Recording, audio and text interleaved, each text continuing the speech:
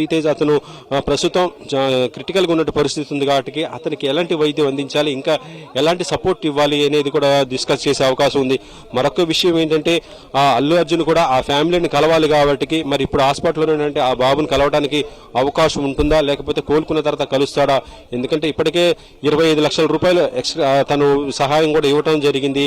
ఇంకా దాంతోపాటు పలు సందర్భాల్లో కూడా ఈ ఇన్సిడెంట్ చాలా ఘోరమైన పరిస్థితి, ఇది అనుకోకుండా జరిగిన సంఘటన అని చెప్తూ ఆయన బాధపడుతున్నారు. కానీ ప్రస్తుతం ఇది కేసు అవటం, దీంతోపాటు సంధ్య థియేటర్ యాజమాన్యం పైన కేసులు, ఇటు అల్లు అర్జున్ పైన కూడా కేసులు, మొత్తం కూడా ఇది అవటంతో అల్లు అర్జున్ ని అరెస్ట్ చేసిన విధానం కూడా చూస్తుంటే ఇప్పుడు అల్లు అర్జున్ మరి మెగా ఫ్యామిలీతో ఏం చెప్తాడు అనేది చూడాలి.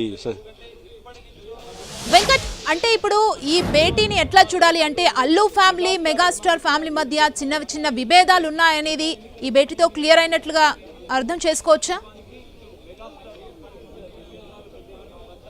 ఎస్, కరెక్ట్, దీన్ని ఒప్పుకోవచ్చు. ఎందుకంటే మనం మొన్నటిదాకా కూడా చూస్తుంటే అల్లు ఫ్యామిలీ వేరు, మెగా ఫ్యామిలీ వేరు అంటూనే ఫ్యాన్స్ వారు కూడా సోషల్ మీడియాలో జరుగుతున్న సందర్భంలో అల్లు అర్జున్కి ఒక ఇబ్బంది వచ్చినప్పుడు మెగా ఫ్యామిలీ అండగా ఉండటం జరిగింది.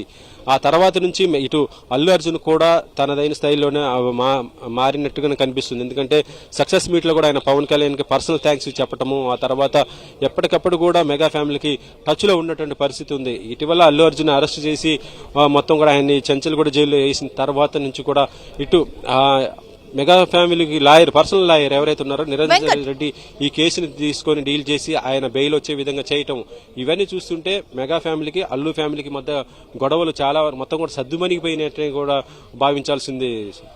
వెంకట్, అల్లు అర్జున్ తో పాటు మెగాస్టార్ నివాసానికి కుటుంబ సభ్యులు